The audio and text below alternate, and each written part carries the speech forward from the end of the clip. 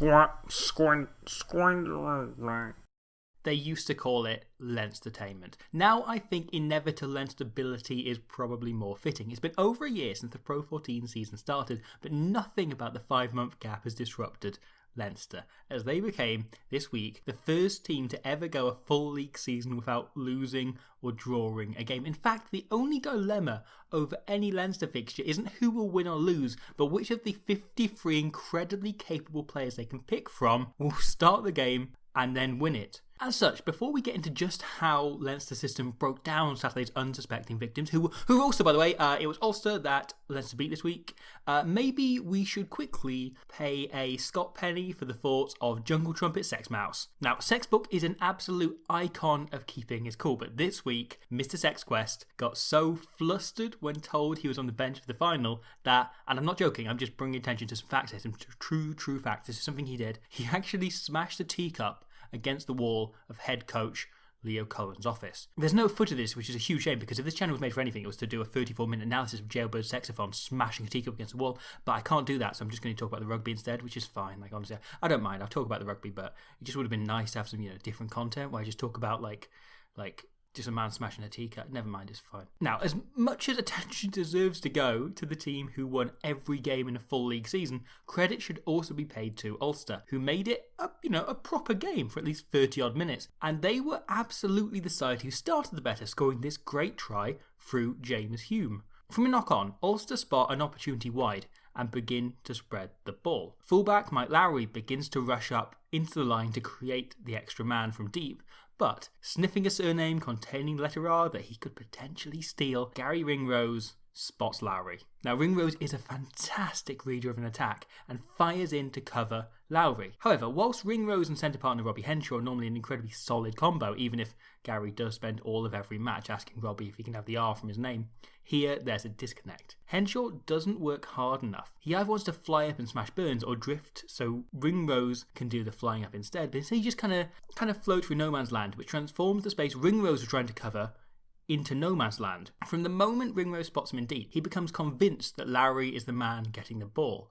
And so, once he's oversold himself, a brilliant ball by Bailey Burns beats the defence and allows McCloskey to steam right through. Robbie Henshaw then gets back to make the tackle, but all of the Leinster backs, bar Ross Byrne here and Hugo Keenan, way out on the far wing, are inside a 5-metre space, having scrambled to cover the line break. This means, once Ulster spread the ball, there's nobody in the wide channel with the pace of Gorari Ringrose, allowing Ulster to unleash James Hume into the space. Keenan is out on the wing to cover wider threats and expects hooker Ronan Kelleher to cover the space Ringrose would have if he wasn't off asking his fly off if he could assimilate the R's from his name as well. This try only comes about because every Leinster player is used to expecting the teammate next to them to make a flawless decision in defence, and when two players in quick succession don't, the whole system falls apart. Don't get me wrong, Ulster take it very well. The pass by Burns is brilliant, and they work the ball to Hume very nicely. Marty Moore picks a really good line to distract and disrupt the forwards out wide,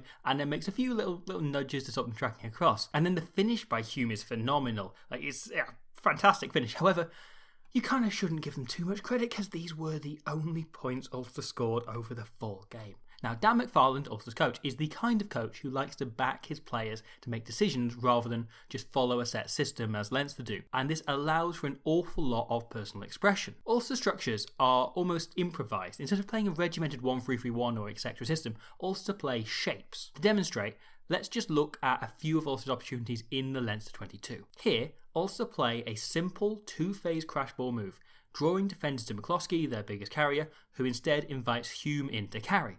Rob Little alone clears out, which allows Ulster quick ball and 13 players to try and make the most of it. Marty Moore picks a good line once again, with support immediately on hand, and Ulster generated 2 successive phases of quick ball. But then instead of forwards knowing that they have to work into part X of the pitch or they should adopt position Y, they just start to form into shapes and groups that they judge may best work. In theory, this can allow for far more dynamic rugby, but here we see the shape on the left is still forming, so Burns tells Mathewson to go right instead. This already takes some pace out the attack, but on that right hand side, Ulster have only 2 men stood static. This carry isn't really do anything but buy time for other players, yet they never seem to make up time on Leinster. The defence only competes for the ball once over this whole passage, through designated specialist Van der Flier on the phase where Ulster's support is lightest, and otherwise they just stand off. Even when Ulster make yardage, the Leinster fold is effortless. Having punched such a hole, Ulster would expect them to be numbers short on this side, but Leinster have so many men on their feet, doing such simple but hard work, that they can cover easily the entire pitch. Conan dislodges the ball, and Govari Ringrosa can take both the ball and the letter R from the word Gilbert on it, killing the chance. In contrast, the clinching try through Caelan Doris comes from Ulster just working too hard on their own fold. Forwards flying right round, assuming Leinster will continue playing from right to left, as per kind of traditional logic, meaning a back row forward with a lengthy run-up is sent straight at an isolated fly half, just a few metres from the line. Try. But let's go back to Ulster. Here, they do some really good work. The shapes are effective and working quickly, even if they're losing and gaining the same few metres over and over and over. However, the real point in phases like these isn't so much to actually go forward as to contract and twist the defence out of shape. And Ulster do that. They just don't realise they've already done it. If the ball comes out here, an effective pass takes James Ryan and potentially Gibson Park as well out of the game, leaving Ulster with a 5-on-2, at least a 5-on-3, and just about enough space to work it. However, instead, Ulster carry. Jack Conan makes himself an absolute nuisance, which slows Ulster's ball and results in Hume just taking a crash ball in himself, completely on his own, which allows Andrew Porter to sneak in, over the top, poach it, kill another attack. Now, McFarland and attack coach Dwayne Peel's approach of putting the onus on the players can lead to moments of sparky brilliance such as Little in the semi-final, but it means the team are rarely thinking more than one phase at a time. Ulster live in the moment, which is only sometimes a great thing. Sure, it's fun if you're on holiday with hippies, but it's less encouraged if you're applying for a mortgage. This isn't helped by the balance of the team. Albie Mathewson and Billy Burns are both very, very good players, but they're both the same kind of halfback, a very 2020 kind of player, who is the conductor in the really hot metal kind of way, rather than the bloke who goes apeshit on a train manner. They're great cogs in a machine, but neither of them are in the mould of a Jizz Breath Sex String, or Owen Farrell, or Dan Bigger, or Morgan Parrott, or dare I say it, John Cooney and Ian Madigan. Neither of them are a personality who's unafraid to just go, no, shut up, I'm in control, I'm doing this now, I'm in control, and dictate things themselves. A system so player-led needs a player willing to lead. Ulster had chances aplenty in that first half to kick penalties or take drop goals, but they lack the kind of character who just abandon all else and take the 3 points to keep them in the game. From my perspective, as an outside observer, neither Ulster's team selection nor game plan were individually problematic, but put together they became just incompatible, especially when presented with such a controlled Leinster defence. The boys in Cobalt Blue are an incredibly modern rugby team, in that they're completely inorganic. It's like watching the logical conclusion of where hyper-analysis and system-driven rugby could lead us. The game plan requires a core level of skill, but almost no talent per se, and that makes it virtually unfailable. If we stick the idea that both teams are improvising when so close to the line, and also assume that all of you out there have been to as many shit improv comedy shows as I have, Ulster, the dude who chases the cheap laugh by pointing out the table I sat on, isn't really a milk float. If the gamble comes off, maybe they get the biggest laugh of the night, but the performance as a whole suffers, whilst Leinster are instead building a world that creates a more entertaining show. I haven't seen a wide shot to see where Osbine comes from for James Lowe's try, but he appears to sweep round from deep, forcing Ulster's defence to watch him, as well as eternal office block Devon Toner. James Lowe is just kind of lurking on the wing. He's not running, he's not picking any angles, he's not doing anything to get attention. Aside from the whole being one of the most lethal finishers on the world thing, he isn't posing any kind of a threat. Yet this lack of action works in a totally counterintuitive way. Every defender scrambling for someone else, someone doing something more realistically a threat, allowing Gibson Park to thread the ball to his winger to canter over for the try. However, I've talked about Leinster in this game for too long without mentioning the runaway man of the match, the frankly bloody outstanding Josh van der Flier. The only man fierce enough to keep his R in a world run by Van der Flier on Saturday played a bit like Peter Steph de Toy cross with Robocop. His line speed consistently outstanding. He wouldn't fly it willy-nilly, he'd wait, pick his moments, and then make Billy Burns shit himself. Whereas Dutoy is given free roam to smash any fly half he likes, Van der Flier's role is far more part of an organised defence. He never shoots out without help to either side. Right here, no matter which option Burns picks, that man is being hit hard behind the gain line by James Ryan. And here, he gets in Burns' eye line once again, which causes him to throw a harried pass without checking the consequences. Henshaw picks it off and there's consequences.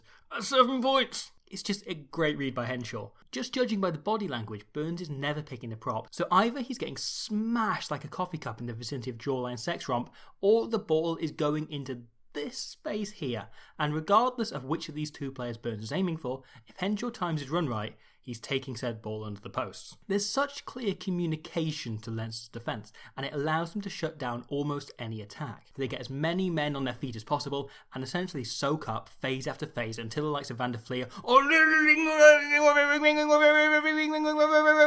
Rombies can spot a chance to shove the opposition right back. Whereas I could give you ideas on how to get past the Springboks or Crusaders defence, on the evidence of Saturday, I have pretty much no idea how you go about breaking down this Leinster side, and frankly I'm very excited to see how Saracens, one of only 3 sides in the world who could even claim to be anywhere near as good as them, try to do so next week. Because there are very few things that Leinster don't make look inevitable. The Pro14 season starts again in just 3 weeks' time, but it's really hard to imagine a world in which they don't just canter through and win that again. And considering the sheer youth in their squad, you can see that carrying on for some years to come. This team genuinely has the capacity to become the best team we've ever seen in professional club rugby, and if they can see off a hugely motivated Saracens, a peaking Exeter, and an utterly batshit Toulouse to win the European title this year too, they might have a case of already being that.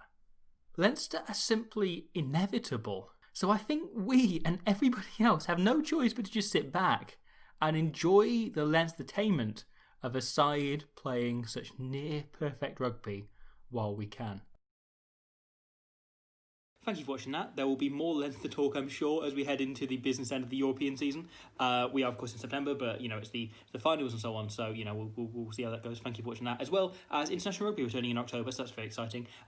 Speaking of international rugby, Saturday is the 5th anniversary of the Brighton Milk game of Japan beating the Springboks, and I've been working for quite a long time on a very detailed video on exactly how they did this, how they planned this from a few years out, and then how the game itself actually went. Most work I've ever put into a video. It's going to be the longest video I've ever done. At the moment I'm planning on splitting it in half. I was hoping to get it out on the Saturday itself. I don't think I'm going to manage that, but hopefully you'll see at least the first part of it sometime in the next week or so. That's my plan. I recently have been doing some stuff for World Rugby. I interviewed Nolly Waterman and Brian Habana. I was the only non-World Cup winner in that conversation. That's over on their channel if you want to have a look at that. That was a lot of fun to record. And I've been doing a podcast on the 2011 World Cup. Again, there's a link in the description if you want to head there and check that out. Again, a lot of fun. The most recent episode dives into the Namibia flanker, who was a lion tamer on the side. So if you want any more of that kind of thing, there's loads more floating around the channel, loads more floating around other places, and otherwise I'll see you soon for some more stuff if I ever finish this Japan video, which frankly I don't know if I ever will. He's just going to be going, I'm just going to be working on this until the day I drop down dead. It's your pants. Oh.